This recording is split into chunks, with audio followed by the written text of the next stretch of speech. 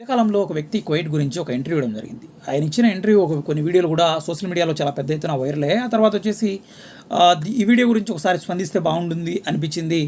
నేను ఆ వీడియో పూర్తిగా కూడా ఆయనది చూసి 1 గంట 8 నిమిషాల వీడియో ఉండే పూర్తిగా కూడా చూసి మాట్లాడుతున్నాను. సో ఒకటి ఆయన మాట్లాడిన మాటలన్నీ చూసిన తర్వాత కూడా ఎస్పెషల్లీ మహిళల గురించి చాలా నీచంగా మాట్లాడడం జరిగింది.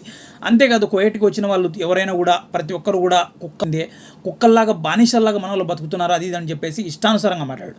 అంటే దాదాపు 27 సంవత్సరాలు తను కూడా ఇక్కడ కుక్కలాగే బతికాననే ఒప్పుకుంటున్నాడు తను కూడా. సో ఏదైనా మాట్లాడుతున్నప్పుడు కాస్తైనా ఇంగిత జ్ఞానం అనేది ఉంటే ఆయన ఇలాంటి మాటలు మాట్లాడి ఉండడేమో అనిపిస్తుంది నిజంగా వచ్చేసి. లక్షలాది మంది అంటే ఏదో గుట్టుగా బతుకుతున్న బ్రతుకులన్నీ కూడా రోడ్డును పడేసే విధంగా ఇష్టానుసారంగా తను మాట్లాడిన మాటలైతే కూడా అంటే ఈయన కేవలం మహిళల గురించి మాట్లాడని అనుకుంటున్నాడు. కొంతమంది మహిళల గురించి కాదు, ఆ మహిళకంటూ ఒక కుటుంబం ఉంటుంది, తనకంటూ ఒక పిల్లలు ఉంటారు, తనకంటూ ఒక భర్త ఉంటుంది, ఒక చెల్లి ఉంటుంది, ఒక అన్న ఉంటాడు, ఒక నాన్న ఉంటాడు, ఒక అమ్మ ఉంటుంది, ప్రతి ఒక్కరు ఉంటారు. వాళ్ళందరి మనోభావాలు దెబ్బతీసే విధంగా మాట్లాడడం జరిగింది.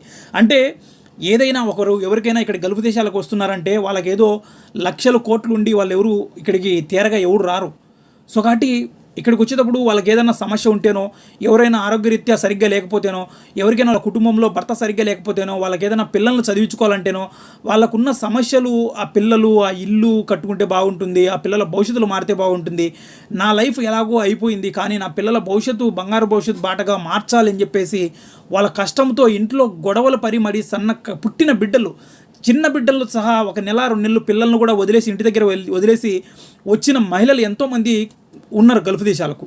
సో కాబట్టి అలాంటి వ్యక్తులను వాళ్ళు ఇక్కడ ఎంత కష్టం ఉంటుందో మీకు తెలుసు, ఎంత నరక యాతన వర్క్ చేసుకుంటూ పని చేసుకుంటూ వాళ్ళు ఆ పిల్లలను వదిలేసి ఆ బంధాలను వదిలేసి వాళ్ళు ఎంత నరకం సో అలాంటి వ్యక్తులందరినీ కూడా మీరు వాళ్ళ మనోభావాలు దెబ్బతినే విధంగా మాట్లాడే హక్కు మీకు ఎవరిచ్చారు?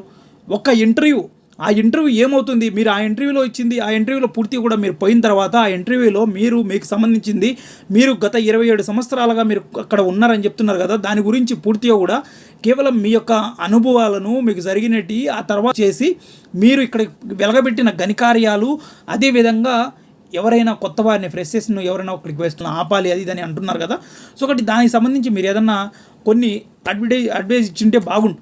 కానీ ఎస్పెషల్లీ మహిళలను పూర్తిగా కూడా ఇక్కడికి వచ్చిన వాళ్ళు ఎవరైనా కూడా వ్యభిచారం చేయాల్సిందే, 10 మంది ఎగబడి రేప్ చేస్తారు అది ఇది అని చెప్పేసి మాట్లాడే హక్కు మీకు ఎవరు ఇచ్చారు?